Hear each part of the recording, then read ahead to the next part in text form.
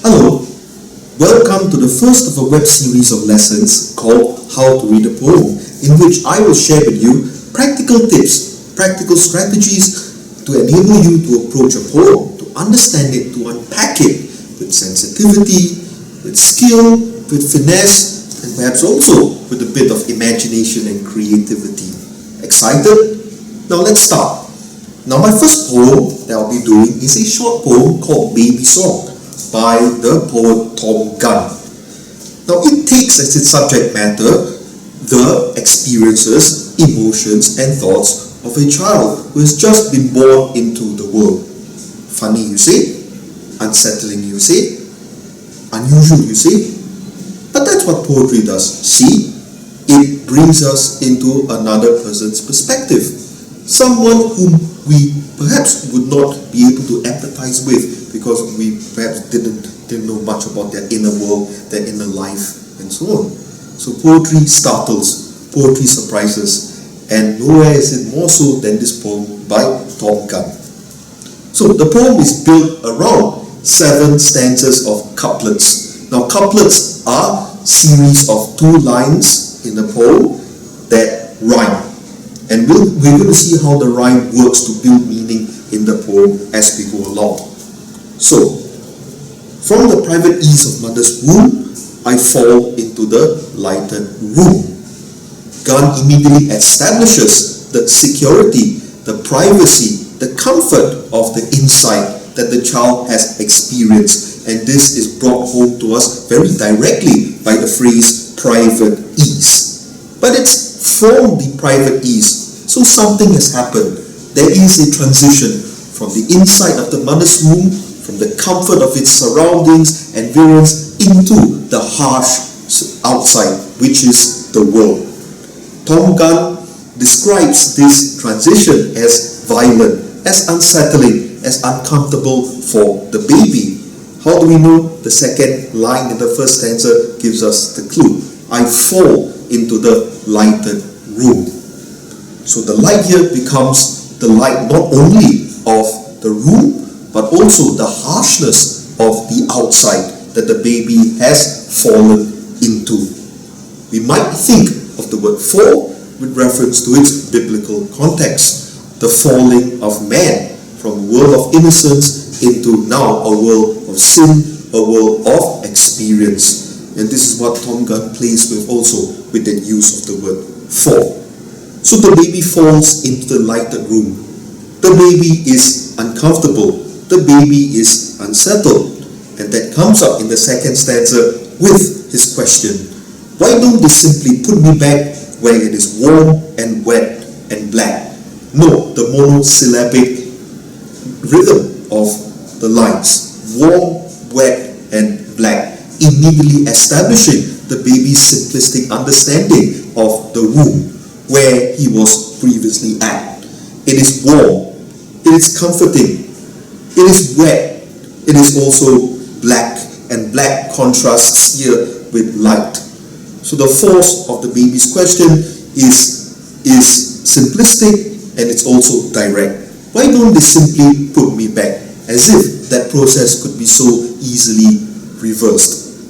So the speaker's lack of understanding of matters, the speaker's simple desire to go back into the mother's womb is seen as something that he can't achieve now. But one thing follows on another. There's this realization in the third stanza of a certain sort of inevitability.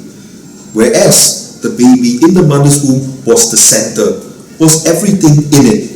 Now the baby senses intuitively that there are powerful forces that work beyond his control, and that is something that he feels powerless about. Things were different inside mother. This idea of difference, so simplistically put, tells us about the speaker's mindset, the baby's simple desire to go back, but also that uneasy sense that now things are different. Now the process of growing up has taken over. Now he cannot be happy and contented inside the safe space of the womb. Padded and jolly, I would write, the perfect comfort of her insight. Now you would know in the poem so far, the baby's experience of the womb has been largely sensory, has been largely immediate. And that follows in the fourth stanza with the words padded and jolly.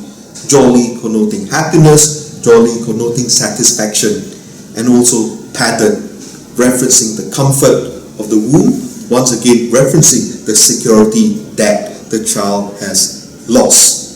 There's that sense of mobility, there's that sense of freedom conveyed by the word right. Everything is perfect, everything is comfortable, everything is wonderful inside the mother's womb.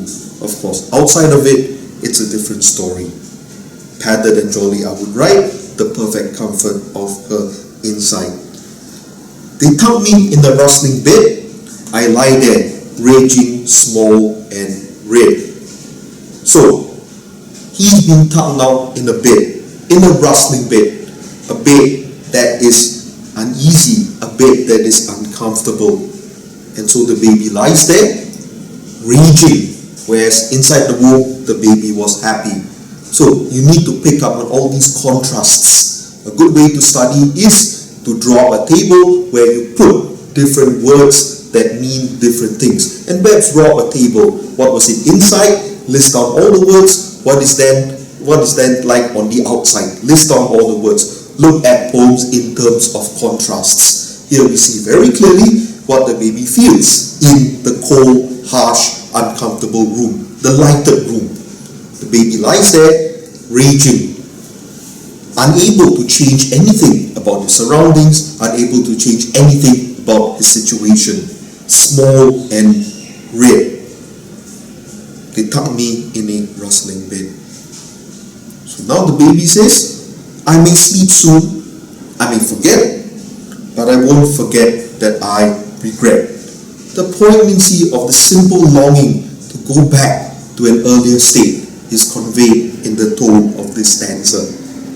There's this regret that he has now gone into a less comfortable, a less secure place. But of course, the emotion of regret is premised on the idea that you can't get something back, therefore you regret. So the baby realizes the first lesson he needs to learn when it is born into this world is one of inevitability. Time only moves in one direction, and that also helps us to understand the line one thing follows on another. So the poem builds itself up, right, through the cumulative force of the 6 stanzas. It gives us a very poignant, a very unforgettable depiction of the baby's feelings as the baby has left the womb. But note the last stanza, that's where the poem comes together. And you want to pay attention to last stanzas because they are often the most important in any poem. Because the last stanza often is used as a summation or as a way in which the poem changes. So always pay attention to the last stanza and how does that add to your understanding and impression of the entire poem. A rain of blood pours around the womb, but all time roars outside this room. Gunn uses an unforgettable image of the rain of blood that the baby hears pouring round her womb. Now, an important skill in reading poems is to understand that words work in context. You can't understand any single phrase without understanding the whole poem. Why do I say this? Often when I've discussed this poem with students, they've come to the conclusion, perhaps justifiably, that the rain of blood is seen as a sort of uncomfortable, almost horrific, almost macabre image in the last stanza. Now I can understand why that deduction is made, but think about that in the context of the poem. A rain of blood poured around her womb. The baby is ensconced and wrapped in the rain of blood. The rain of blood that not only connects the baby to the mother, but also the idea of blood implying life, implying connection between the baby and the mother. What sustains the baby? what the baby can't live without inside the womb.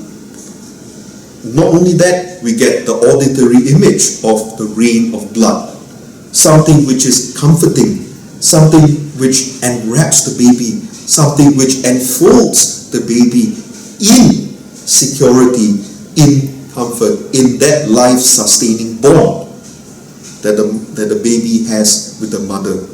So with the rain of blood, we might see this image not really as being horrible, bloodthirsty, macabre, but really, right, as a continuation of what the baby feels about the womb. And that is all crystallized by that wonderful idea of the rain that falls, that enwraps, that surrounds the baby, that protects the baby around the womb.